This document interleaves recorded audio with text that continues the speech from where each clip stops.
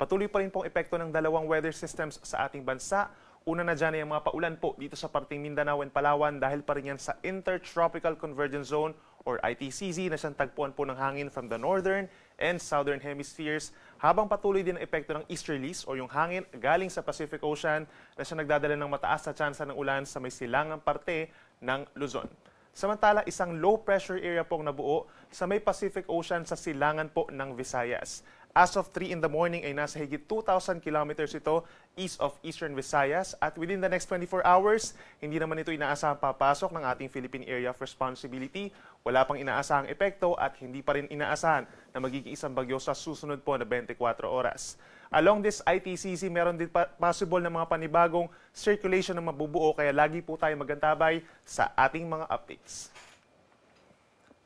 For today, asahan pa rin ang epekto ng easterlies sa malaking bahagi po ng Luzon.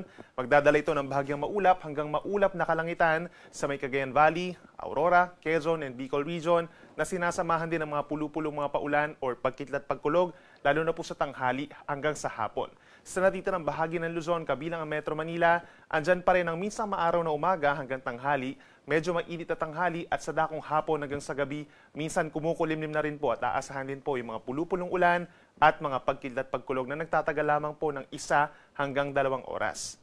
Temperature natin sa Metro Manila, posibleng mainit na hanggang 33 degrees Celsius, habang sa Baguio naman 17 hanggang 25 degrees Celsius. Sa ating mga kababayan po sa may southern portion ng Palawan, asahan pa rin po ang maulang panahon dahil sa Intertropical Convergence Zone, habang ang mainland or central and northern portions of Palawan, asahan pa rin ng bahagyang maulap at madalas maaraw na umaga hanggang tanghali at may pulu-pulong ulan sa hapon at gabi. Sa malaking bahagi ng Visayas, asahan ng bahagyang maulap at minsan maulap din na kalangitan umaga pa lamang. May mga areas na maulan kagaya sa may Panay Island at sa may Eastern Visayas.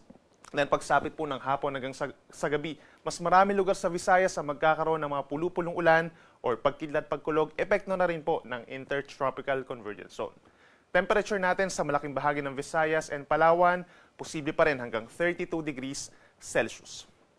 At sa ating mga kababayan po sa may southern portions, magdala pa rin po ng payong dito sa Mindanao dahil po sa epekto ng ITCZ, asahan ng mataas na tsansa ng ulan sa Zamboanga Peninsula, Bangsamoro Region, Soc-Sargen at maging dito rin po sa mga probinsya ng Davao del Sur, Davao Oriental, and Davao Occidental. Hindi tuloy-tuloy yung mga pag-ulan pero minsan po ay malalakas, kaya mag-ingat pa rin sa banta ng baha at pagguho ng lupa.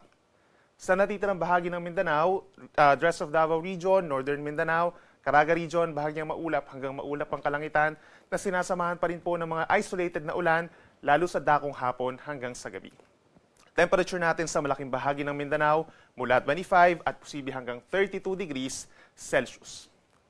Ngayong araw at bukas, wala pa rin tayong aasahang gale warning or babala sa matataas na mga pag-alon.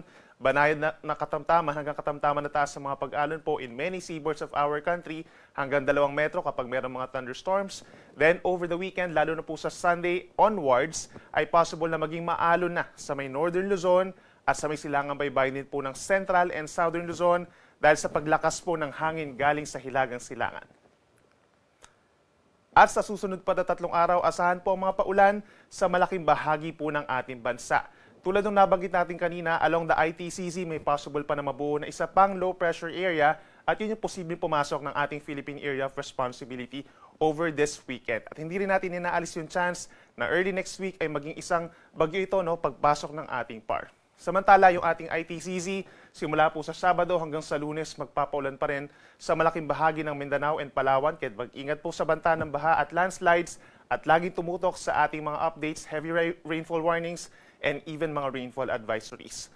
Dito naman sa may Cagayan Valley, silangang parte po ng Central and Southern Luzon, hanggang sa malaking bahagi ng Visayas, magiging maulan din po dahil dun sa epekto ng trough ng low pressure area, plus yung shear line, yung tagpuan po ng easterlies, at ng northeast wind flow. Kaya lagi din po magantabay at mag-ingat sa mga banta ng baha at pagguho ng lupa.